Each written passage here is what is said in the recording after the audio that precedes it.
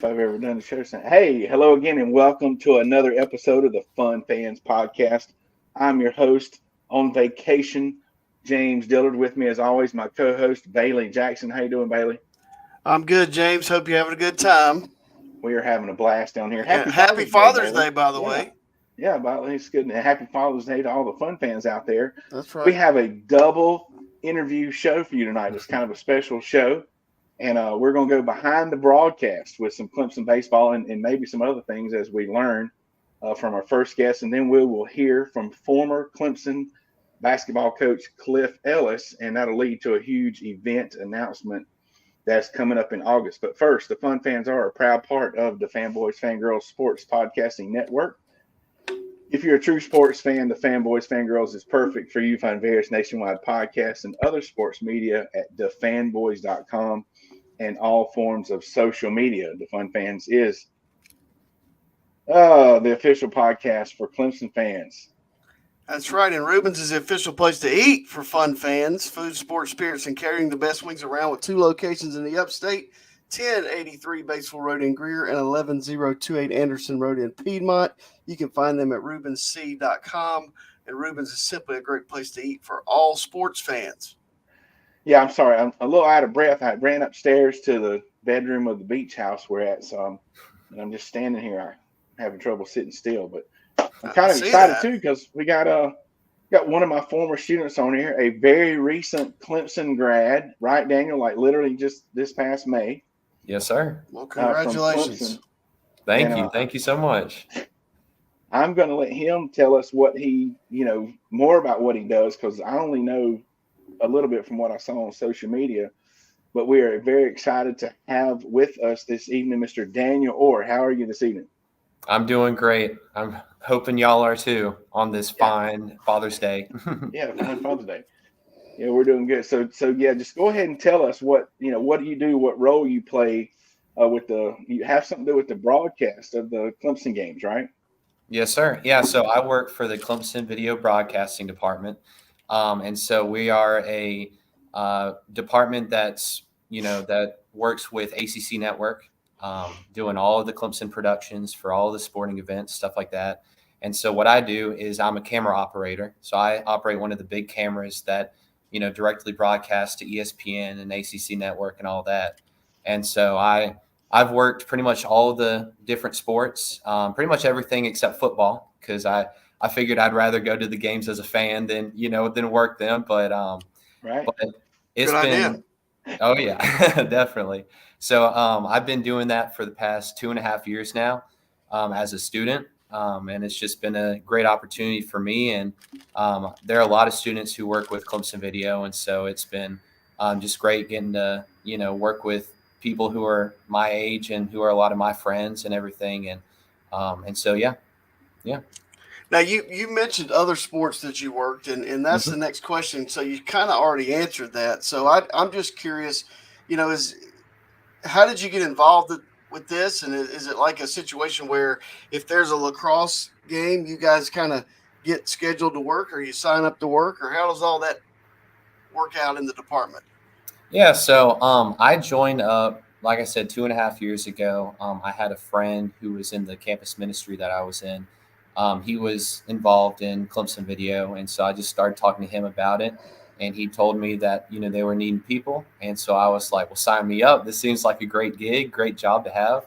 And so I started out mainly doing. So I started in the spring. And so at that time we were doing, all the spring sports and everything. But as I had, more experience and everything, I began working like, basketball, lacrosse, baseball, softball, volleyball, soccer, men's and women's soccer, gymnastics, that now that we had our inaugural season and everything like that. So it's just pretty much all the sports. And so how they do it is that they have all of the, the different days listed with the different sports that are being played, and you just put in your availability, and they'll, my bosses and everything, they'll just schedule you, for different games and stuff like that. And so it's really just how they crew and everything. And usually we don't have many, that many games on the same day. So, it doesn't overlap, and, we don't have issues with, broadcasting to the different networks. So yeah, it's a pretty well thought out, organizational plan and everything. And they do a really good job in deciding, how to broadcast and everything. Well, you mentioned your bosses. So, and like you said, this is with the ACC network, but then there are crew members like yourself, like obviously either on campus or somewhere local. I mean, is it just anywhere? Is it just students, or is there somebody from, ACC network or ESPN that comes in at all, or is it just somebody that throws something out there online and you guys sign up and go do all the work, or how does that work? Yeah, so I think about probably 75% or a really good majority of the employees at Clemson Video are students. It's nothing like that was planned. It's just a lot of it is just word of mouth. That's a big part of how we, tell everybody about Clemson Video. And so a lot of people have just a lot of friends who, are students who who have a passion to do stuff like this, and to do broadcasting. And so we're, blessed enough to have a lot of students be passionate about working with Clemson Video. But it's also just people who've worked with Clemson Video for a long time, people who are, freelancers who want to come in and, are interested with Clemson Video and ACC Network and all that. And so basically how Clemson Video does it with ACC Network is we work through them. And so it's not ACC Network hiring Clemson Video people. It's, my, bosses at Clemson Video who help hire, all the students and the freelancers and stuff like that. So, yeah. So they don't send they send the commentators, and I guess that's about it. Yeah. So it kind of depends, like with the level of the broadcast and the game that's being played. Yes. And so like during like regular season games, it's really just always our crew. And then once it gets to like, say like a super regional game, like where there's going to be millions of people watching and it's through ESPN, and it's, it's a higher level than the, just the regular season games, or even some of the lower like tournament games that we play. We will have our same crew, but then if it's those higher games, they will bring in crews from ESPN, which is what happened with super regionals. And so they'll have those crews brought in from directly ESPN to take over for us. So, and it's funny that their cameras went out during the super regional. I know. That's what I'm saying. I know. I was going to ask you if you were working one of the ones that went out, but you answered my question. No, sir. Yeah. So basically, what they did for regionals is they used our Clemson Video crew, and they used our control room that we have, which is the Jervy building, which is right next to the baseball stadium, right next to, the volleyball gym and everything is connected to that. And so that's where we, that's our control room. That's where everything's, broadcasted out of and everything. And so we use that, for like regionals. But then for super regionals, they brought in a crew, and they used a truck. They used a basically control center like truck that came in and had, everything broadcasting out of it. But from our understanding, which we actually had one of the engineer tell us, is that the production itself of super regionals wasn't through ACC Network. It wasn't through Clemson Video. It was through ESPN, but it was with a production company that was separate. And so basically what happened was all of the cameras for super regionals got mixed together into like one feed that goes up to a satellite and then comes back down to Bristol, I believe Tennessee, basically Connecticut. Connecticut. Yeah, excuse me. Bristol, Connecticut, where they're running the main ESPN broadcast from. And so basically what they had to do is they had to book satellite time for the time allotted for the game. And so for the game that for the last game that went 5 hours, that went well over the time that we, thought it would, they basically cut that broadcast, that production at I think it was 6:30. And so at that time, it went to what's called an institutional game, which is literally just 2 cameras. Right. It didn't make much sense in the moment, but it kind of makes sense once you think about the logistics behind the broadcasting and all that. So, yeah. Well, they could have told us that, but they I didn't. know. Nobody explained that. I know. It was. Well, you found out here on the Fun Fans podcast. That's right. Yeah. Very good. Yep. So hopefully I gave you a little bit of insight, but it was just lots of confusion. But well, good. That's good to know. Yeah. Yes, sir. At least there was a reason. It wasn't just stuff's not working. So and what's crazy though, and I'm sorry to interrupt real quick, but with them using that truck for as the control center basically, there was not only all those problems and all that confusion. There was also a delay from the truck to all the cameras inside the stadium. And so there was even more confusion with the directing and everything going on. And so that just added to the whole thing. And it was crazy. But, they got their work done. And we're always super, grateful for the crews that do come in, because they always do a great job, but obviously we would have loved to work that, that weekend and that series, but that's just how it plays out. So did you work the weekend before at the regionals? Yes, sir. Yes, sir. And I'm assuming even when Clemson's not playing, if we're hosting a regional, you guys you're still on the camera working the game between High Point and whoever. Yep. So I worked all 6 games, Friday through Sunday. And so I was down in the Clemson dugout, basically the home dugout. And so I was right beside them the whole time. It was great. It was amazing. I really enjoyed, everything I was doing. And the atmosphere was phenomenal, especially when Clemson was playing, of course, but super fun, super fun. So were you in the same camera location when everybody was getting ejected in the Super Regionals? No. So I wasn't working the Super Regionals, but I know. But I did go to the game, to watch it as a fan, and man, we saw all that fun stuff happen. Yeah, it's they have to improve the way the umpires and gets information to the media, with reviews and all that stuff. But anyway, they'll work on that. Mm-hmm. Yeah, that's what some lady walked out there to talk to the umpire.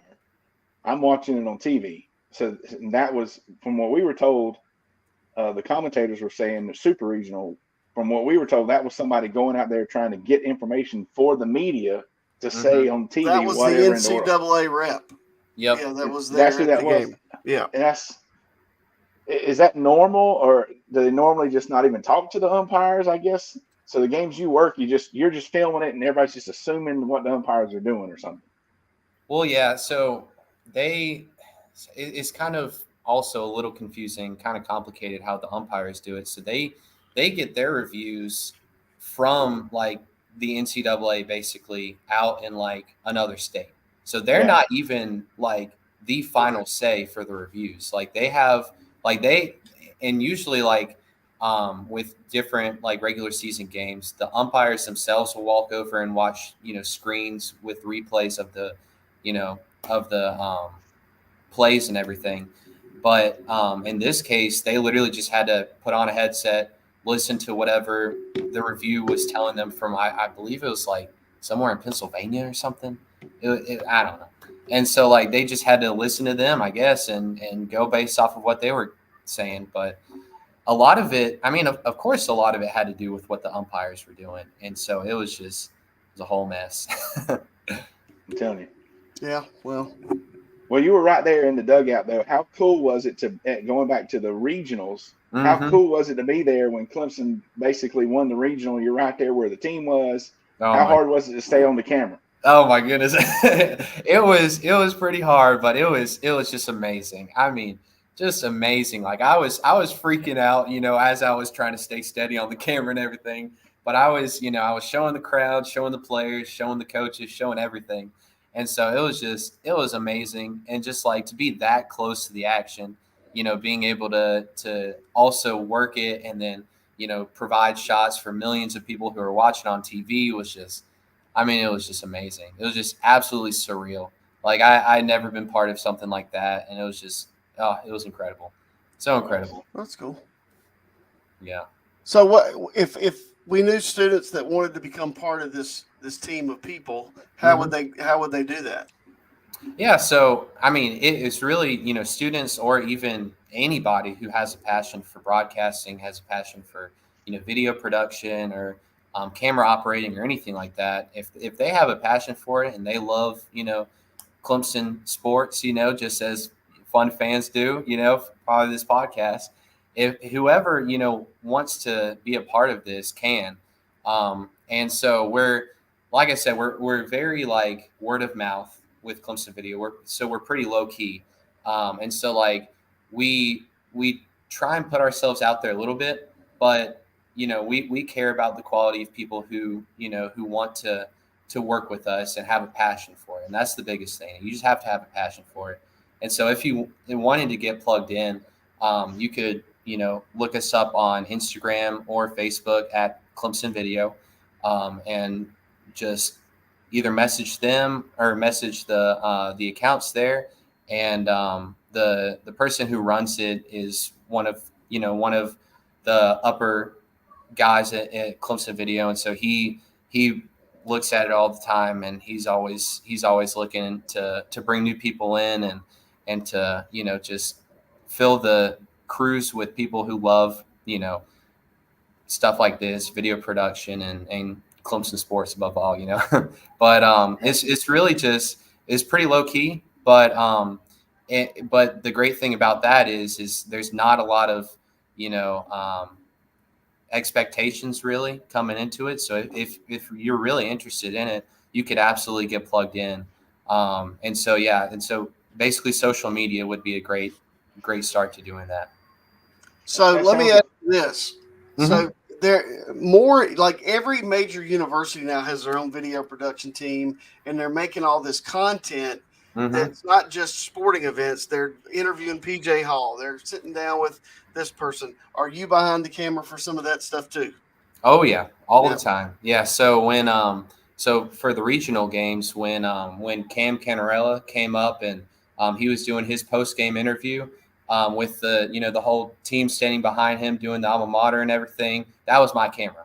Okay. And so he was talking directly to me, and then and even during during the basketball game stuff, like you mentioned, I'm usually working the camera that after the game I'll be interviewing one of the players. And so we just do a lot of, like post game stuff or like during the game stuff, and just all that, all that fun stuff. So okay. Mm-hmm. That might be fun. That's the second job for me and Bailey. Yeah, absolutely. We could retire. We'd love to have y'all. Yeah. So do you plan on continuing to do that after you graduate? Now you got a diploma, you're going to move on to the real world, or? Yeah, so a little bit of both. I would love to do a little bit of both. So I'm actually blessed enough right now to come right out of college into a full-time job. And so my major and my, degree actually in Clemson was financial management. And so I, never really thought about doing video production as a full-time career, because I never, like before I joined Clemson Video, I never thought that I could even do something like that. And so like being at Clemson Video for 2.5 years now, it has really opened my eyes to just how amazing and how interesting and cool everything about, that kind of stuff is. And so it's just something that I do not want to leave. And so I'm going to try my best to, when the sports, start again in the fall and the spring, to work with them as much as I can, like on the weekends, stuff like that. And hopefully I'll start working football this coming season. So, but yes, sir. But we're hopeful with that. And it's just such a great opportunity. I mean, just the fact that, they would give me a chance like that to do such great work with Clemson Video, even though I, have a degree that's not even closely related to, video production or anything like that. It's been such a great opportunity, such a great experience. And I really can't say really anything bad about it, just because I love everything about it. I love the people I work with, and I love, just all the great work that we do for Clemson sports. It sounds like a great experience, and sounds like you'd be a good fill-in host if one of us are out. And I mean, he couldn't just take our job, Bailey. Right. I don't know. Sounds good. But, either one of those other two jobs probably pays more. I'm just saying. Daniel, yeah, we appreciate you being on. It's good to see you again. Thank you so much. We'll definitely stay in touch, and we should have him on here for real. If he's been going to do football games just every so often, we'll just get you on here and get some insight. Yeah, I love that. Yeah, that sounds great. Awesome. Thank y'all so much for the time. We appreciate your time, and you have a good evening. Thank you. Y'all as well. Thank you. Bye-bye. Hey, that's pretty cool. Oh, yeah. We couldn't do that when we were at school at Clemson. No, because I might have been yelling at the officials or something. That's it. All right, speaking of yelling at officials and awesome interview, we have another one that's pre-recorded. It's coming up. I'm just not going to – the introduction's in the video, so let's just roll it. You ready, Bailey? I'm ready. A special treat this evening with us at this time. We have one of the most successful Division I college basketball coaches around. This gentleman spent 49 seasons as a collegiate head coach, spanning tenures at Coastal, Auburn, Clemson, South Alabama, and Cumberland. Coach Ellis has captured 8 conference regular season titles, 2 conference tournament crowns, 6 conference Coach of the Year honors, and an AP National Coach of the Year. He won 909 games as a collegiate head coach, 177 of those at Clemson. And along with those accolades, just another little piece of the list, not even the whole thing, 10 NCAA tournament appearances, 3 Sweet 16s, a member of the Alabama, Clemson, Cumberland, and Mobile Sports Hall of Fame, the ACC Coach of the Year in 1987, 1990, the winningest head coach ever in the state of South Carolina, Coach Cliff Ellis. Coach, how are you doing this evening? I'm doing wonderful, guys. How are you? Doing well, Great. doing well. Glad you're here. We really appreciate your time. So we have Coach on here thanks to Wayne Buckingham, and he has our mutual support of his Orange and White fundraiser that all of us we're going to talk more about later, but we will be there coming up in August. So Coach, if you don't mind, tell the listeners a little bit about Buck. What's a good Wayne Buckingham story that we probably don't know? Well, Wayne was a very highly recruited athlete out of high school. And the sad part is he tore his knees up, and it really hindered his career. He was a potential NBA player, ended up playing in Europe, played on the 1990 ACC championship team, played in a reserve role, but of course we had Eldon Campbell and Dale Davis, so that's not a bad couple Pretty good. to be behind during that point in time. But I can remember the fact that he could actually jump over the hood of a car. Wow. And so back in the 80s, that was foreign stuff. And the fact that he could do that was amazing. He was a tremendous athlete. And unfortunately, his knees went out on him, and he never was able to reach what his potential really was because of injuries. But he's a young man that held his head together and had a great career. He's had a good career. So how'd you, so back then, we didn't have all this internet and YouTube videos, and how'd you end up getting him to come to Clemson? Well, there was a camp called the BC camp, and it was not far. It was in Georgia, northern Georgia. I think it was not far from, I can't remember. It's between Atlanta and Clemson, and we saw him there. And his high school coach had worked the camp. We just started making the connection, and he was from Tennessee, and my first college job was Cumberland College, which is not far from Bell Buckle.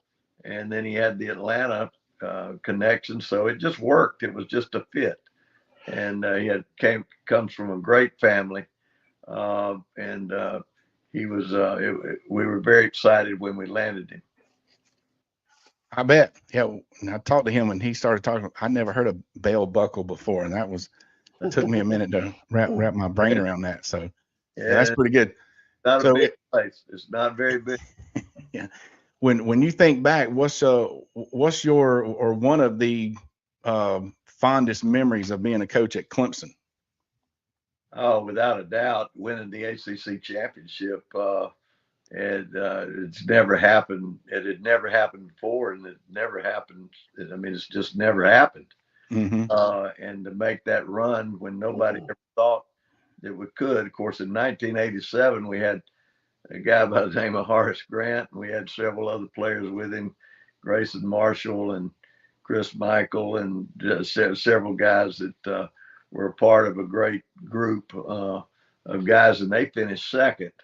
And then in 1990, we were able to win it. And then without question, that is the one fond memory that stands out in my mind, because we had to win it in the regular season. We had to beat North Carolina and Duke back to back. And we beat North Carolina the first game that week, beat Dean's team, and we had Duke, and it was nationally televised. Back then, you didn't have every television network, but it was on ESPN, and it was one of the highest rated television regular season games at that point in time in college basketball. And Duke had Bobby Hurley and Christian Laettner in that group, and we were able to beat them at Clemson. We were able to win the championship at home, and to celebrate and see the Clemson fans just storm the floor and cut the nets down. That to me is the highlight memory. Although there's tons of memories, and there's some tough memories too. Well, I bet. We just missed that one, Bailey. We were seniors in high school, I think. Yeah. Yeah, well, I've said on here before, Coach, that I'm the kid who used to read the press guide.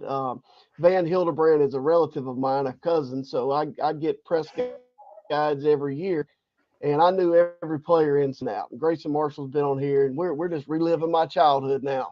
But what does Clemson mean to you? You know, personally, you were there for several years. What does Clemson mean to you? Oh man, it's family. My daughter graduated from there. I've got two grandchildren. One graduated from there last year. I worked with Dabo as a student. She was a student trainer, and worked with Dabo's group. And then I've got a grandson that's a sophomore there now. And when I moved to Auburn, two of my other children went to school at the public school there. It's family. Still got a lot of friends that I stay connected to, that I dearly love. Clemson's got a big piece of my heart, and it will always be special. Those days were the ACC days. We had a reunion with Mike Krzyzewski and Bobby Crimmins, and several of us got together, and we talked about how special the 80s and the 80s and the 90s were.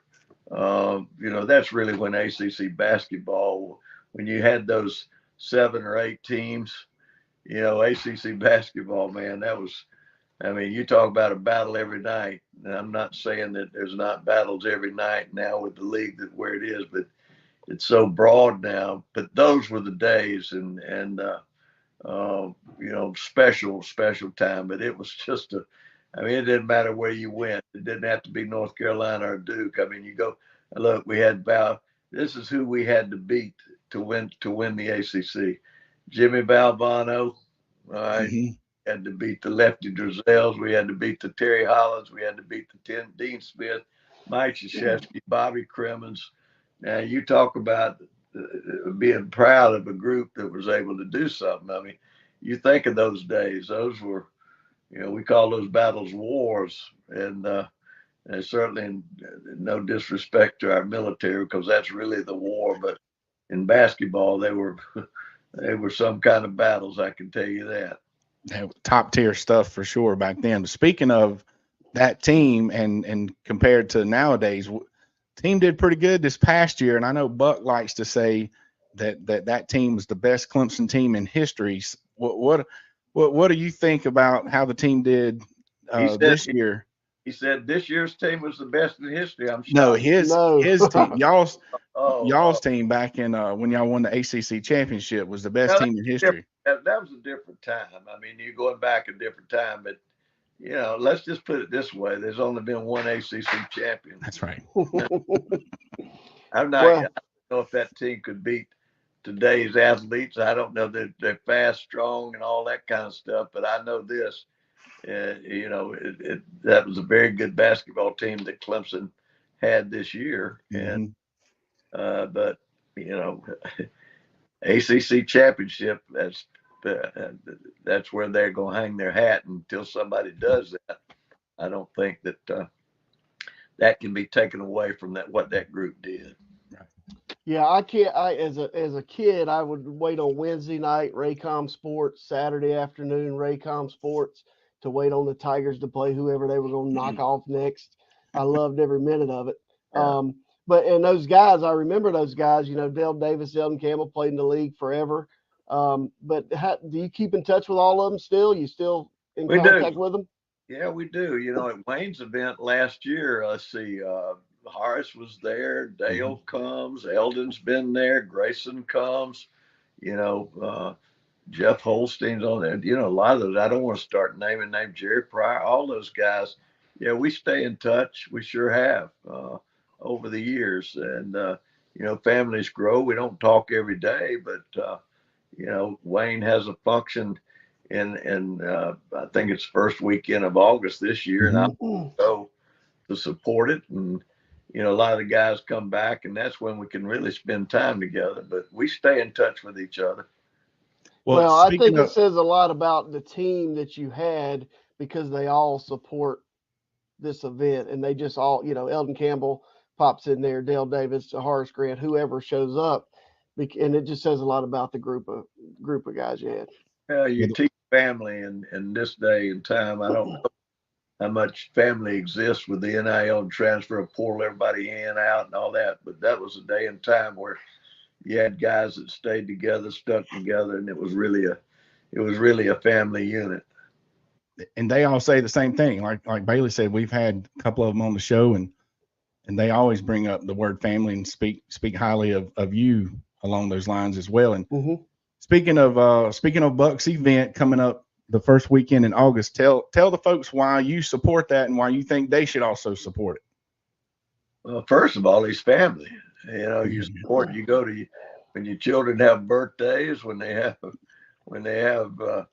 anniversaries, whatever, you support them, and that's the bottom line. And I don't think I've missed one since he did it, because it's family. And look at what he's doing. I mean, he's giving scholarship. I mean, you're putting the name in a scholarship, and that scholarship will be there forever. He's giving back. You talk about today's athletes. I mean, if they're not happy, they'll pick up and leave on you. If they get this situation, Wayne's giving back. And I think people need to appreciate that fact. I mean, he's going, giving his time. He's bringing all these guys back. And he's doing that. And, it's providing scholarship for Clemson. I mean, how can you not support something like that? And, you can't, if you really say you're Clemson and your family and you have a way to support something that gives back like this, I mean, you should do it, period. And I know we all give of our time to help Wayne do this, but I can't think of, and I'm not saying that this is accurate, but I don't know of any athlete that has given back more to a university or to Clemson as far as basketball is concerned, time and effort and going and being there and helping and lending a hand than Wayne Buckingham. And he's very appreciative of the fact that he got a degree from Clemson. I know he was very close to Miss Annie Tribble. Wayne went through his own hardships there at Clemson with his knee injury and different things, and he stood above all of it, and he's given back to Clemson. I can't be more proud of a student athlete or a player of what they're doing to give back than what Wayne is doing. Yeah, I'm proud of Eldon and Dale with all those NBA championship, Horace and all those guys doing what they did. I'm very proud of them. But I'm so proud of Wayne just for the fact that he's giving back. He's making a difference in people's lives, and that's what I always stress to our players. It's not just about basketball; it's about helping others. And when you're a college athlete and you're on campus, I would always try to say, hey, speak to the students. They're the ones that are going to support you. Learn how to operate. Let you speak. They may not speak to you because they too afraid to. When you walk across campus, you say, how you doing? Things of that type really promote who you are. And Wayne's promoted who he is by what he is. And, I'm just proud to see what he's done. Hey, man, I enjoy the event. And like you say, is supporting scholarships for kids to go to Clemson. And Wayne was open enough and to tell us that, it's specifically for kids that are getting into Clemson, but they have a minor learning disability. And he also raises money for, I think, his school supplies for some local children in the schools there. So it's definitely a good cause in the entire community, not just the university. And like Coach said, it is August 2nd, August 3rd, and August 4th. There'll be a tailgate on Friday night. There's an autograph signing event on Saturday, and then the gala Saturday night at Lakeside Lodge, and then the golf tournament on Sunday. So if you're listening, come support the event. Not just, fans like us. We love being around the former players and coaches like Coach Ellis and being able to meet them and talk to them. But you are giving back. You're being a part of what Wayne's doing, and we're really proud to be a part of it as well. But find all that information on our social media. Just find the links. If you Google Orange and White Alumni Weekend or anything like that, you can probably find it as well. But join us the first weekend in August and help us help Wayne, help Clemson and the community. Coach, we appreciate you being on. Is there anything else you think we need to add about that? Well, the one thing that I would say in addition to that is not just about basketball. Danny Ford, I don't know if there's not been a year when he hasn't been there to support it. I know Brad Burnell supported it, Dab supports it, but there's a lot of the football players that played back then. I mean, a lot of those guys that, they come every year. A lot of those guys back in the day, I know one of the Perry guys is there all the time, Levon Kirkland. I start naming names, but a lot of those football players were there at that time, and they come back and support it too. I think it's wonderful to see the different athletes.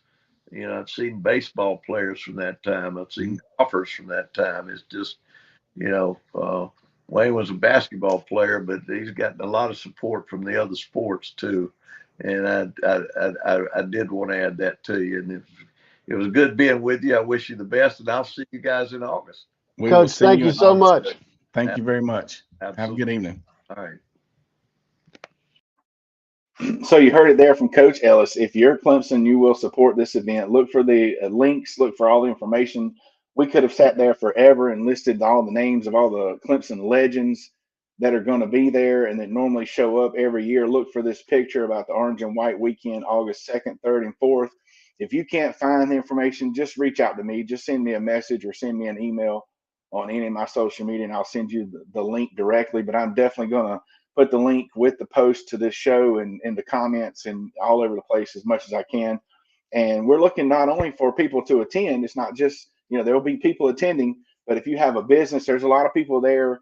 And obviously, like we said, it's a fundraiser. So Wayne is looking for more sponsorships, people to sponsor holes at the golf tournament, for people to buy the table at the gala and that type thing. So if you're interested in helping him give back and being part of the fundraiser or putting a team in the golf tournament, as simple as that, just reach out, find the links, look at the information that you'll see on the link. So definitely a good cause, and we're definitely excited to be a part of it for a second year in a row. It's an awesome event. Hope you enjoyed the show. Glad we learned some about some sports media. It was really cool to spend some time with Coach Ellis, and we will see each other at the Orange and White Weekend. So thanks again for checking us out each and every Sunday. Don't forget to click subscribe on the Fun Fans Podcast YouTube channel, as well as your favorite podcast platform. Follow us on all social media, and please like and share. Reach out to become a sponsor of this show.